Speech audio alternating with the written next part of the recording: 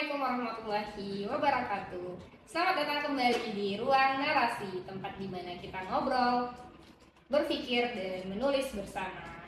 Aku Perunisa Nabila, teman ngobrol kamu hari ini, yang akan menemani kamu dalam ruang yang kita bangun bersama. Ruang yang diisi oleh kata-kata, keberanian, dan ide-ide yang tidak hanya berpikir, tetapi juga menuliskannya.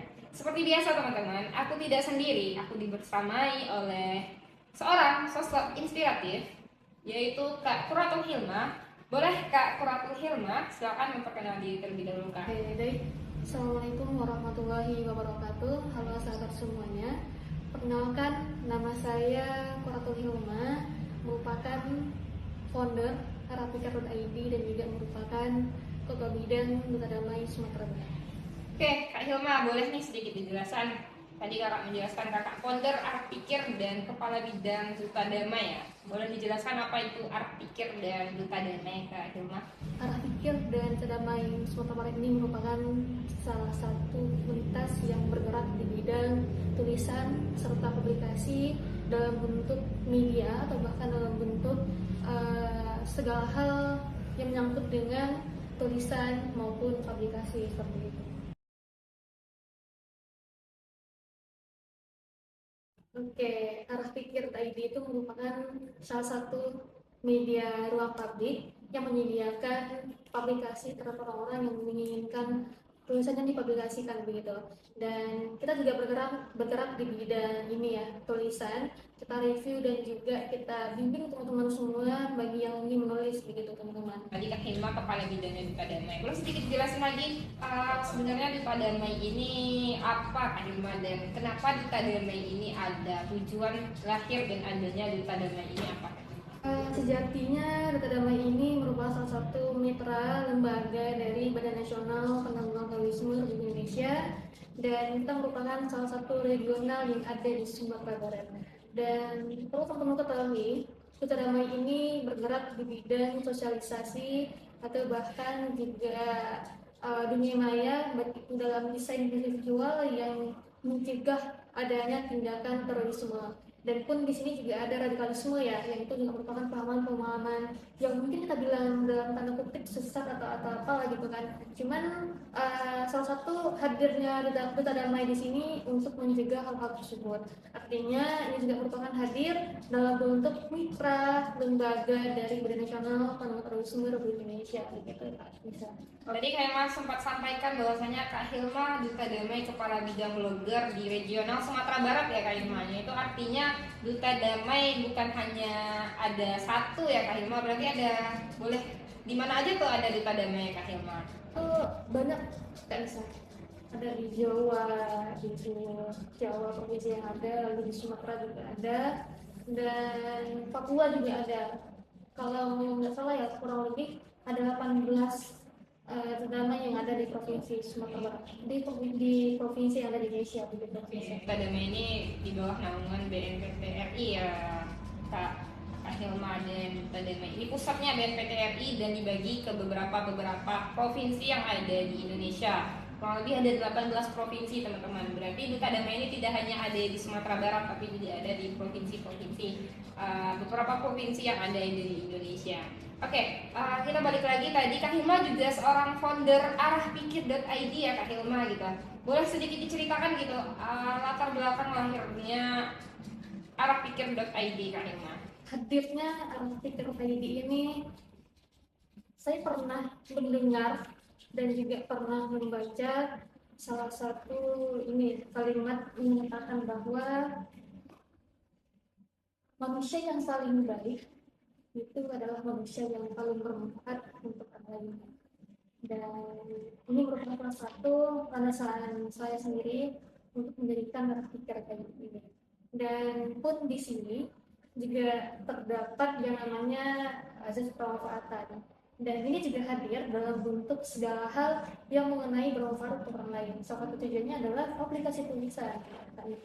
Nah, adanya ini merupakan salah satu bentuk aktualisasi diri saya sendiri untuk pengembangan atau bahkan bermanfaat untuk orang lain yang ingin tulisannya publikasi. Karena dasarnya tak bisa, setiap orang itu punya cara dia berpikir, punya cara dia untuk bertindak, dan juga punya cara dia dalam melakukan pengembangan diri. Dan salah satunya adalah melalui tulisan begitu. Tulisan tersebut bisa kita analisis dan juga bisa kita olah dalam bentuk sebuah gagasan begitu. Karena pada dasarnya saya pernah dengar dan juga pernah saya dengar juga dari sebuah kalimat yang namanya, kalau kita ingin mengenal dunia, silahkan membaca. Kalau kita ingin dikenal dunia, silahkan menulis. Dan untuk teman-teman yang ingin tulisannya, gagasannya didengar orang lain, silahkan menulis dan silahkan hubungi kami dari Arah-Pikir.id. Insya Allah, ternyata arah pikir ini lahir karena adanya prinsip dalam hidup Kak Hilma, yaitu menganut prinsip azas kebermanfaatan yang Kak Hilma. Kak Hilma ingin bermanfaat gitu, ingin bermanfaat kepada orang-orang sekitarnya, ingin mempublikasikan tulisannya, bisa menghubungi Arah-Pikir.id. Arah-Pikir.id akan memfasilitasi tulisan-tulisan teman-teman tersebut dapat dibaca oleh khalayak ramai melalui websitenya Arah-Pikir.id. Bukan begitu Kak Hilma? Insya Allah luar biasa sekali niat baik Kak Hilma. Nah, Kak Hilma founder Arah-Pikir.id dan juga kepala bidangnya dari Duta Damai, yang mana kedua tersebut bergerak di bidang yang kurang lebih sama, yaitu sama-sama tulisan ya Kak Hilma. Berarti bisa dibilang Kak Hilma ini tipe orang yang luar biasa banget pasti dalam tulisan-tulisannya. Ya, saya ingin bertanya kepada Kak Hilma mengenai tulisan gitu. Apa tantangan terbesar Kak Hilma saat menulis? Berbicara menulis, tentu ada sebuah hal yang perlu kita mulai ya kan, misalnya ada langkah kecil yang perlu kita mulai pada awalnya. Dan pertama kali saya menulis itu di ketika SMA, pas itu sedang mengikuti kegiatan perlombaan kompetisi di tingkat regional. Itu pernah salah satu pertama kali saya menulis, dan sangat-sangat butuh dan kayak ini ya, yang cukup kompleks, sehingga berakhirnya saya bisa menyelesaikan sebuah tulisan satu tulisan tersebut. Yang pada awalnya yang susah itu kalimat pertama apa yang akan kita hadirkan gitu. Karena pada dasarnya di sini saya berpikir, kalau orang ingin percaya atau bahkan ingin membaca tulisan kita, tentu yang pertama kali itu adalah kalimat pertama. Iya, benar sekali. Gitu. Nah, ketika kalimat pertama saya bagus, tentu nanti akhirnya juga bagus begitu teman-teman. Kak Nisa. Dan ketika ada sebuah hal tersebut, saya terus berpikir, terus berbicara dalam pikiran saya, ini akan dibawa arah kemana gitu kan, akan dibawa kemana tulisan ini gitu. Dan saya berpikir lagi, oh ini bagusnya di sini, outputnya apa kontribusinya begitu. Dan pada akhirnya saya menemukan sebuah cara nulis yang pertama membaca dulu, yang kedua nulis gitu. Ketika saya bisa menulis apa bacaannya, nanti jika ada insight-insight yang saya baca tersebut dan saya tuliskan dalam bentuk tulisan gitu. Nah, dan salah satu konsep saya untuk menulis itu adalah dengan konsep piramida terbalik. Piramida terbalik. Apa tuh kalimat piramida terbalik? Seperti apa? Oke, kita bicara dari hal yang umum dulu, baru ke hal yang khusus begitu. Misalkan kita bahas mengenai perempuan, patriarki gitu kan, dan di Minangkabau, dan kita kan pertama kali itu berbicara mengenai siapa tuh perempuan, apa itu Minangkabau, yang akhirnya kenapa dengan patriarki perempuan gitu, seperti itu kan bisa. Ya, tadi Kak Hilma juga sempat notice ya, ternyata Kak Hilma ini bukan satu atau baru 2 kali nulis teman-teman. Saya tadi sempat notice sudah lama ternyata Kak Hilma menulis. Kalau boleh tahu dari sejak kapan Kak Hilma mulai belajar menulis atau mulai mengenal apa itu tulisan gitu? Ketika itu di kelas 2 SMA, dan saya mencoba menulis, dan itu merupakan tulisan pertama saya mengenai peran pendidikan untuk Indonesia gitu. Sehingga itu merupakan salah satu tulisan saya. Ya, saya juga kaget kalau kemudian tulisan tersebut bisa benar sekarang gitu kan, padahal tuh pertama kali untuk saya nulis begitu kan Nisa. Itu kurang lebih sejak kelas 2 SMA itu sampai sekarang itu udah berapa tahun Kak Hilma belajar menulis? Berapa ya kan saya? Kurang lebih 4 tahun lah kan saya. Pertama juga ya Kak Hilma belajar menulis. Karena teman-teman Kak Hilma sudah mulai belajar menulis dari 4 tahun yang lalu gitu.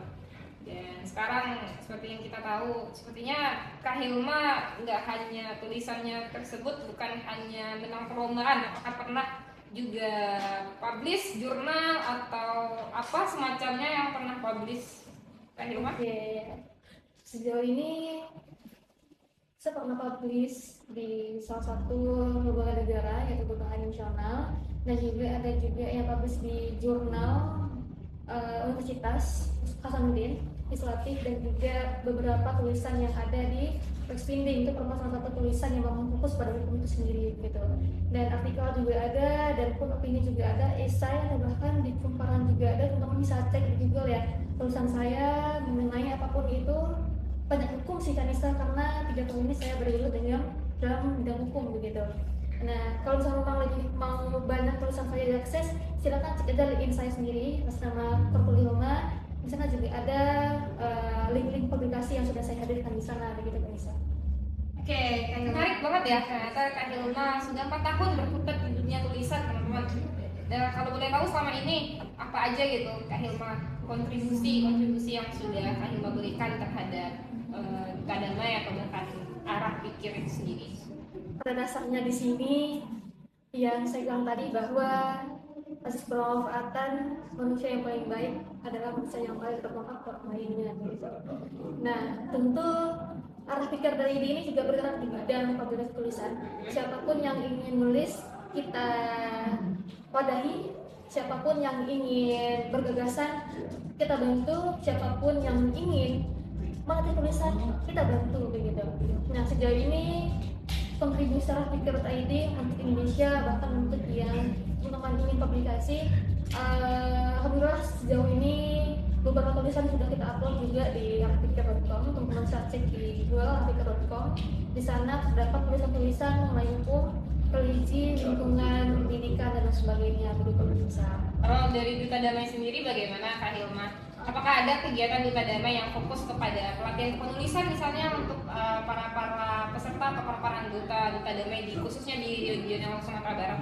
Sejatinya Duta Damai ini juga bergerak di bidang blogger juga ya. Ya. Jadi merupakan bidang blogger juga, dan kita juga punya websitenya kan, bisa website Duta Damai Sumatera Barat, dan di sana juga terdapat tulisan-tulisan yang teman-teman up di sana. Dan kebetulan teman-teman Duta Damai ini yang sudah tergabung dalam Duta Damai itu juga sudah punya akun sendiri, dan mereka bebas mengakses apapun di sana asalkan dalam bentuk tulisan begitu. Mau up tulisan silakan buka Duta Damai Indonesia gitu. Dan di sana juga ada ruang publikasi terkhusus untuk teman-teman yang ada di Duta Damai. Seperti itu kan bisa. Saya menyimpulkan Kak Hilma, berarti di arah pikir ini publikasi tulisan teman-teman itu bebas ya, teman-teman dari khalayak ramai dapat mempublikasikan tulisannya di website arahpikir.id. Sementara tadi di Duta Damai itu teman-teman anggota ya, hanya anggota berarti ya kalau di Duta Damai itu Kak Hilma, ada anggota yang bisa upload tulisannya di website tersebut. Masya Allah. Oke, balik lagi pertanyaan tentang tulisan Kak Hilma. Tadi kita sudah berbicara tentang tantangan dalam menulis. Tentunya teman-teman di ruang narasi ini perlu tahu dan penasaran juga gitu, apa sih tips dan triks kita untuk menulis, tips dan triks belajar menulis gitu. Oke, dari saya sendiri teman-teman, tulisan yang paling baik itu adalah tulisan yang memberikan kontribusi kan bisa. Nah, ketika ada sebuah tulisan yang nantinya ada sebuah output yang kita hadirkan, itu tentu ada sebuah permasalahan yang ada dalam tulisan tersebut gitu, ada sosial atau bahkan ada sebuah isu gitu kan. Kita tuliskan ini apa masalahnya begitu, dan ini apa urgensinya, kenapa ini dibahas begitu, dan ini besok tidak kita bahas begitu. Nah, kalau kita menemukan sebuah isu yang akan kita angkat, artinya ada sebuah problem yang perlu kita selesaikan dalam tulisan tersebut. Ada kan gagasan di sana, permasalahan ada, gagasan ada, artinya ada sebuah permasalahan, ada solusi atau bahkan ada sebuah alasan kenapa ini hadir begitu kan Nisa. Dan pun di sini ada novelty atau kebaruan. Aku membedakan isu ini yang lain dan aku membedakan isu ini yang lain begitu.